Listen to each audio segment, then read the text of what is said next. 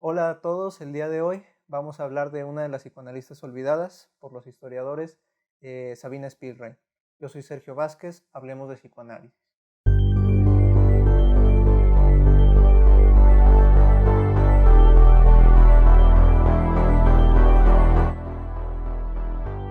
Me parece muy importante comenzar a hablar de este tema porque yo considero que Sabina Spielrein, junto con otras psicoanalistas, ha sido muy maltratada por los historiadores y en muchas ocasiones ha querido ser tachada de la historia del psicoanálisis. Es un tanto triste debido a la potencia del pensamiento que tiene, eh, que se le relacione únicamente asociado con otros nombres, por ejemplo con Carl Jung o con Sigmund Freud. Claro está que esto que les voy a platicar no es hasta hace muy poco que comienza a resonar y comienza a darse a conocer cuáles fueron las aportaciones de Sabina. Fue hasta 1980, ¿sí? Más de 50 años después de su nacimiento y de todas las contribuciones que hizo al psicoanálisis. Yo creo que en la historia Sabina se le trata muy mal. Más que nada, me imagino que ustedes habrán visto películas como la del Método Peligroso, donde precisamente trata de la relación que tuvo Sabina Spielrein junto con el psicoanalista Carl Jung. Claro está que es una película totalmente hollywoodense, pero que lleva a la exageración todo lo vivido por Sabina y Jung. Además que esta película únicamente menciona las aportaciones de Sabina al psicoanálisis después de créditos, ¿no? Como en una nota diciendo, Sabina también fue psicoanalista, por si se les olvida, ¿no? Entonces todo lo que nosotros llegamos a conocer de Sabina es uno, la relación que tuvo con Jung y dos, los síntomas histéricos por los cuales fue internada en el hospital psiquiátrico donde Jung trabajaba, el Burgos Litz. Entonces la intención de este video, les voy a platicar muy brevemente algo de la biografía de Sabina. Al mismo tiempo les voy a platicar muy poco porque de eso ya es lo que más sabemos de Sabina, la sintomatología, la cual le llevó a estar internada en el hospital de Burgos Litz. Pero donde quiero hacer mayor énfasis es en las aportaciones que dio al psicoanálisis y cómo, si nosotros lo leemos ahora, es impresionante que se haya callado por tanto tiempo, siendo que son documentos y son citas que estaban ahí, ¿sí? Que no hemos querido ver. Sabina nace en 1885, es la hija mayor de un matrimonio judío. Desde muy temprana edad, Sabina fue una chica muy curiosa, una niña que la tachaban como malcriada, rebelde. Esta misma rebeldía la llevó a hacer cosas que no cualquier niña podría hacer a determinada edad. Por ejemplo, desde muy temprana edad, ella ya leía en diversos idiomas, era políglota. Asimismo, sus logros académicos eran inmensos para una niña de esa edad. También hay que recalcar una relación muy importante en la vida de Sabina, la cual fue la de su padre, ¿sí? Su padre era un hombre castigador, agresivo. En sus diarios cuenta cómo muchas veces ella recibió agresiones físicas, pero también ella veía cómo agredía a sus hermanos, no únicamente físicamente, sino también verbal y emocional. A los 16 años, cuando Sabina quería independizarse y comenzó a hablar de esto con su padre, la respuesta de su padre es que no dijera eso y la amenazó con que se iba a suicidar si ella lo dejaba. En cuanto a su madre, era una esposa sumisa, pero que a la vez trataba de competir con la hija, ¿sí? Jung también en el diagnóstico que va a ofrecer, tanto de los padres de Sabina como de la misma Sabina, es que era una relación completamente histérica, ¿sí? Se competía constantemente. Hay tres momentos específicos en la sintomatología de Sabina. Gracias a los diarios y a los archivos del hospital de Burgos Litz, nosotros podemos conocer estos tres tiempos. El primero, cuando Sabina tenía 4 años, donde Sabina pasaba más de 2 semanas sin defecar. Este era un síntoma que los mismos padres notaron y por lo cual fue la primera vez que le llevaron con un psiquiatra. Una vez pasadas las 2 semanas, también la misma Sabina lo que hacía era que ocluía el ano para que evitara que salieran las heces. Esto, decía, le causaba cierto placer. Otro momento es a la edad de los 7 años, cuando cambia de la retención de las heces, ahora a la masturbación compulsiva. Principalmente esta masturbación estaba acompañada por agresiones físicas, ¿sí? Ya sea que su padre la acabara de agredir o que ella viera que agredía a alguno de sus hermanos. Después de esto, ella iba a masturbarse. Otro tiempo importante es a los 16 años. Yo sé que ahorita ustedes estarán pensando, 16 años, la misma edad, cuando ella buscaba cierta independencia y su padre amenazó con el suicidio. Pero hay otro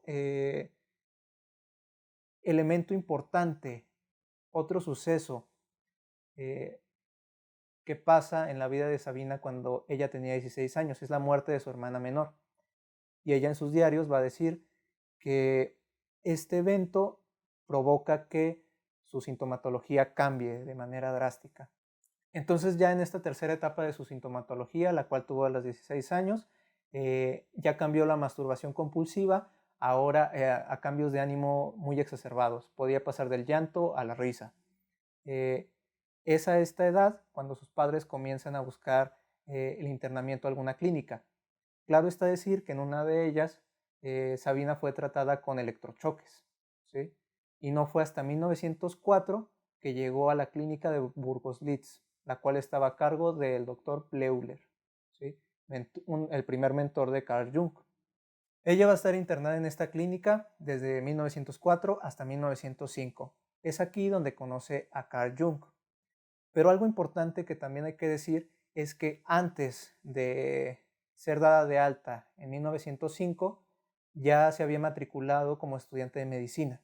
Y aquí es donde comienza uno de los temas más polémicos en la historia del psicoanálisis, que yo creo que es por esto mismo que se quiere restar importancia o olvidar a Sabine Spielrein como contribuyente al movimiento psicoanalítico.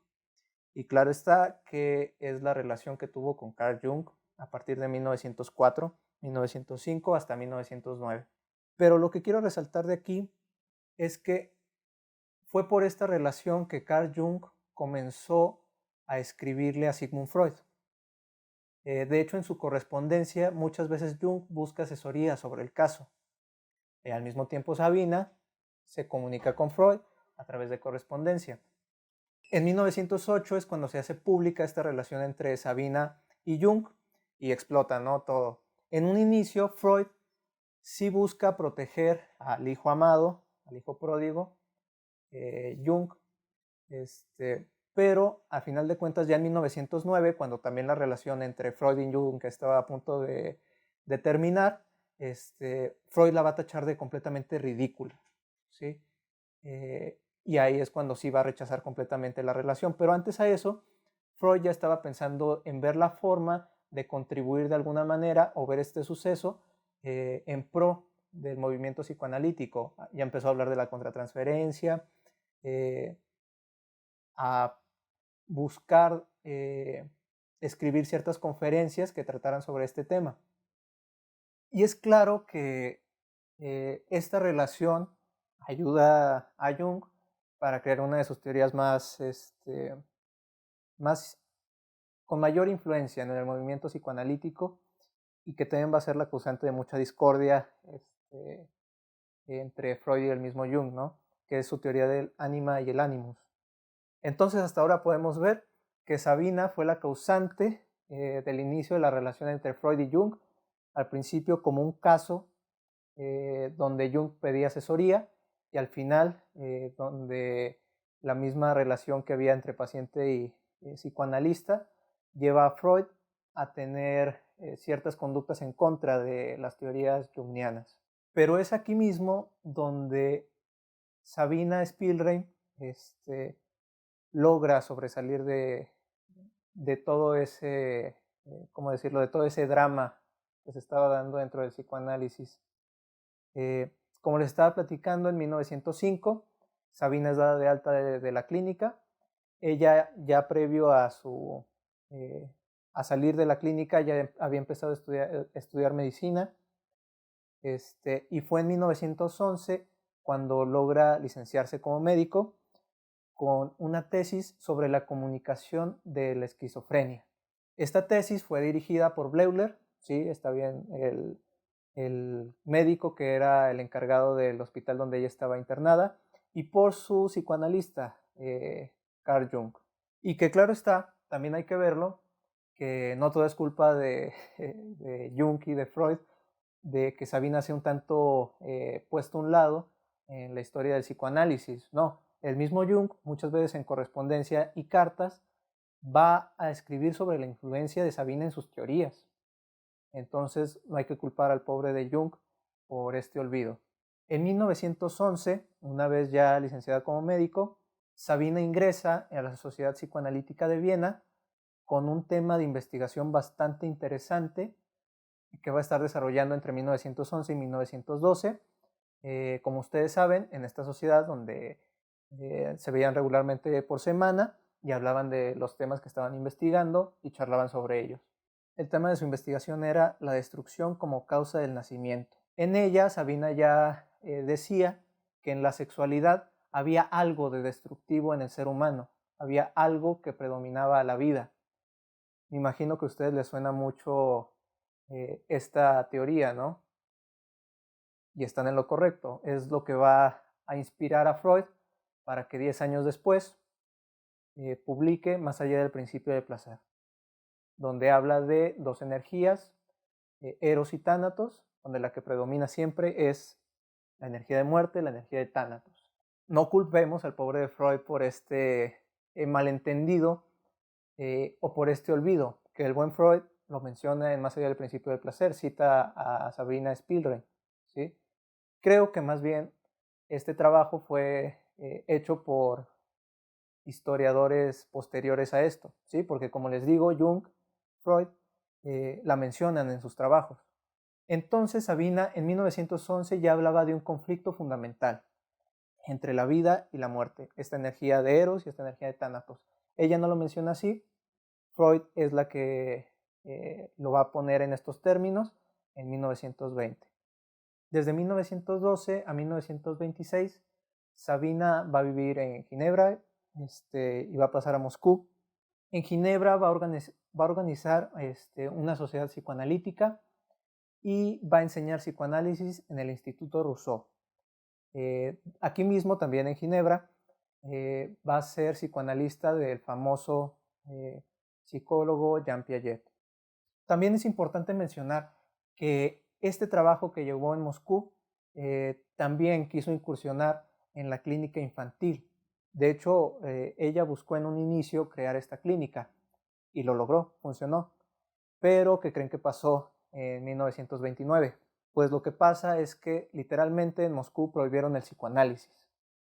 Entonces tacharon a esta institución que acaba de armar Sabina Spielrein como una institución que pervertía a la infancia y como tal hicieron que cerrara. Por esta prohibición, Sabina tuvo que alejarse un poco de Moscú. También cabe recalcar que durante todo este proceso, Sabina mantuvo correspondencia con Sigmund Freud y aún con Carl Jung. Sabina escribió más de 29 publicaciones, donde hablaba de lingüística, psiquiatría y psicoanálisis.